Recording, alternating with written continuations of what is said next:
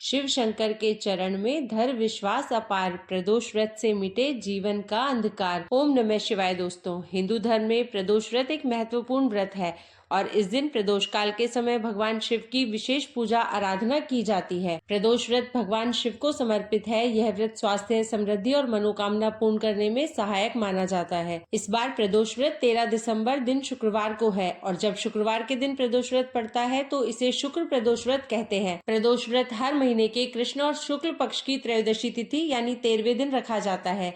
इस व्रत में भगवान शिव सहित पूरे शिव परिवार की पूजा करने का विधान है।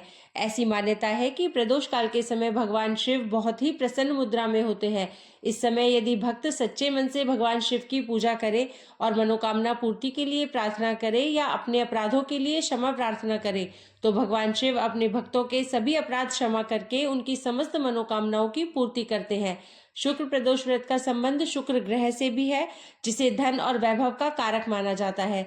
इस व्रत को करने से आर्थिक समस्याएं दूर हो जाती हैं और परिवार में सुख समृद्धि आती है।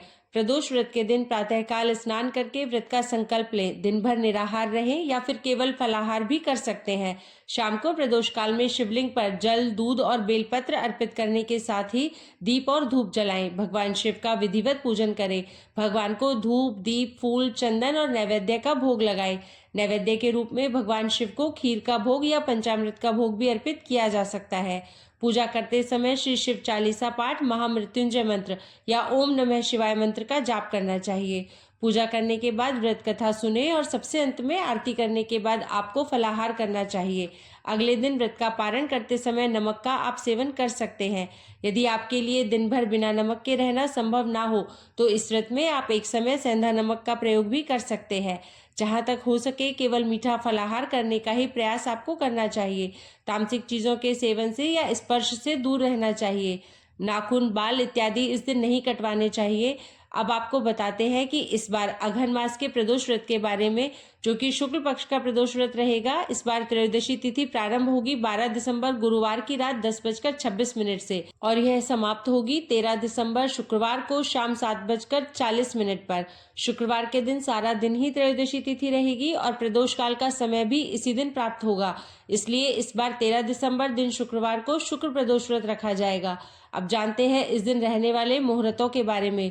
प्रदोष व्रत के दिन सूर्योदय होगा सुबह 7:03 पर।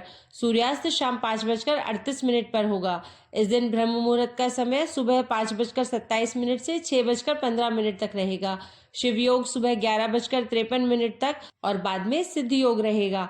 अभिजीत मुहूर्त सुबह 11:59 से दोपहर 12:42 तक रहेगा और राहु काल सुबह 10:30 बजे से दोपहर 12 बजे तक रहेगा। राहु काल में कोई भी शुभ कार्य करने से बचना चाहिए।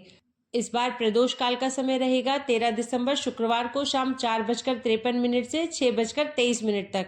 शाम की पूजा अर्चना आप इस समय अवश्य करें। यदि आप प्रदोष काल के समय घर से बाहर हैं, पूजा करने में समर्थ नहीं है तो आप इस समय सच्चे मन से मानसिक रूप से भगवान शिव का पूजन या मंत्र का जाप भी कर सकते हैं।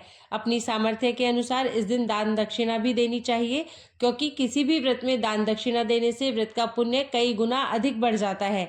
आप इस दिन सफेद रंग की वस्तुओं का दान कर सकते हैं, जैसे चावल, चीनी या शक्कर। इसके अलावा कच्चे अनाज या मौसमी वस्त्रों का दान भी कर सकते हैं। तो यह थी आज की वीडियो। अगर आपको जानकारी अच्छी लगी हो तो वीडियो को लाइक करें, चैनल को सब्सक्राइब करें और कमेंट बॉक्स में श्री शिवाय नमस्तुभ्यम जरूर लिखें।